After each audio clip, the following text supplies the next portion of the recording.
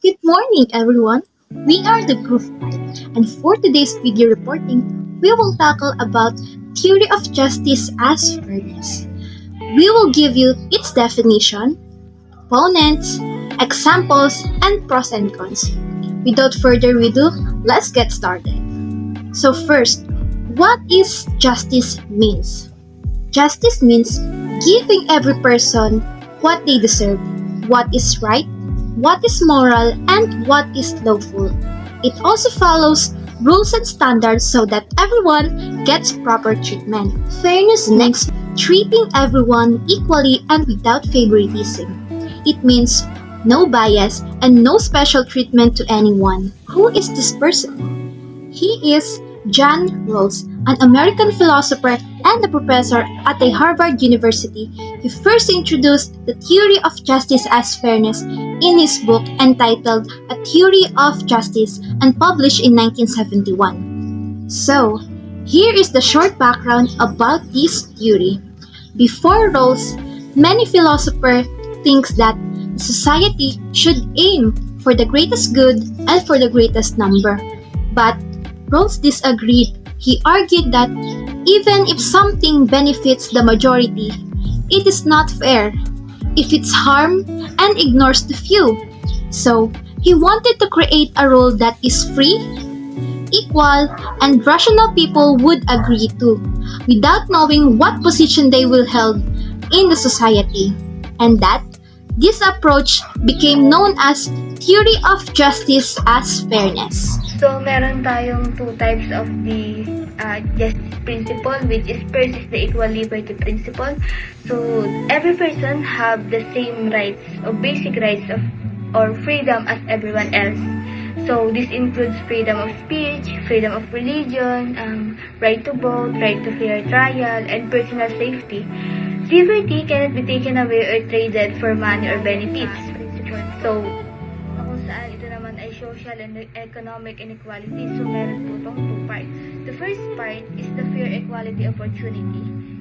It means that all positions, jobs, and offices must be open to everyone. No one should be blocked because of their name, race, or social status.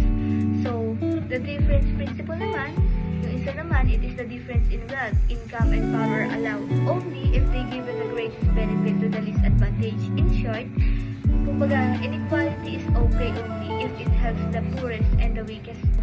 Imagine hypothetical situation where people come to choose their roles for the society. Ibig sabihin, the veil of ignorance, they don't know their own gender, status, wealth, or education, or family because no one knows who they will be. Unfair rule or our current situation that only priority courses get scholarship, while other courses are excluded automatically. And why it is unfair? It favors some courses over others. If you were in non-priority courses, you will be left behind even if you need the help the most. No one would choose this rule behind the veil of ignorance. And the first solution is scholarship are open to all courses. Selection is based on financial need and academic performance. Prioritization is needed. Have the poorest student first, no matter what they study. And why it is fair?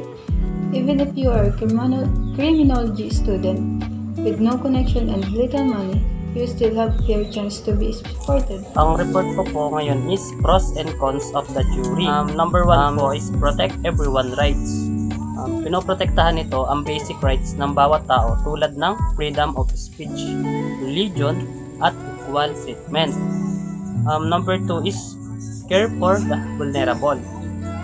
Dito po is binibigyan nito ng priority ang mga mahihirap at mahihinang tao para magkaroon sila ng fair chance sa buhay.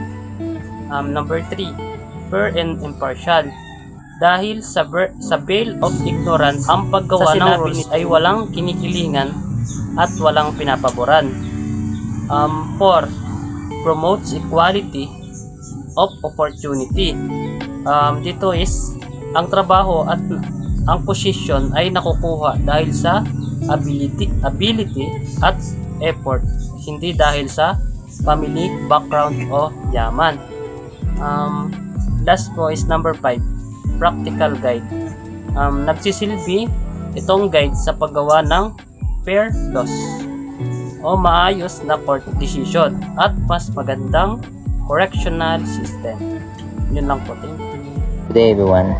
Topic ngayon is yung cons or disadvantage ng theory of justice as a fairness ni John Rawls. Number 1, yung hard to apply. Sa theory ito is yung magawa tayong batas na hindi natin alam kung ano yung status natin. Pero sa real life, imposible yun. Kasi alam naman ng lahat kung mayaman o mahirap sila. For example lang natin dito yung ang mga politiko ay alam nilang mayaman sila, kaya mahirap sa kanilang maging 100% na yung equal. Kaya naging unbiased pag gumagawa ng batas. Number 2, too idealistic. Masyado tayong nagtitiwala sa taong laging fair na gustong tumulong. Okay. Sa reality, mas inuuna nila yung sarili nila personal interest kaysa sa common goods. Halimbawa natin, yung pabili ng isang CEO na itago kita sa kumpanya para magamit yan sa sariling needs. Yun. Then yung number 3 is yung may limit progress. Dahil sobrang higpit ng rules para walang maiwan, pwedeng bumagal ang pag-unlad ng bansa. For example, ang example natin ito, may bagong gamot na pwedeng makatulong sa marami. Kaso lang, dahil nga sa mahabang proseso nito is yung delay bago ito magamit. Number 4, unclear standard. Mahirap sukadin kung ano ba talaga ang pinakamalaking tulong para sa mga mahihirap. Example natin dito is yung kung may budget ang gobyerno, saan ba mas fair ito gamitin? Sa libreng pagkain, sa libreng gamot, o sa libreng pag-aaral? Walang iisang tamang sagot. Kasi unclear standard. Number 5, different view on fairness. Ito na yung pagkaiba ng description natin sa fair. For example natin dito sa isang classroom, yung teacher is nagpagawa ng makilahok yung isang estudyante na magkakaroon ng additional points. Sa ibang perspective naman, hindi fair yun kasi hindi sila naging kasali sa activity na yun. Ayun lang, salamat.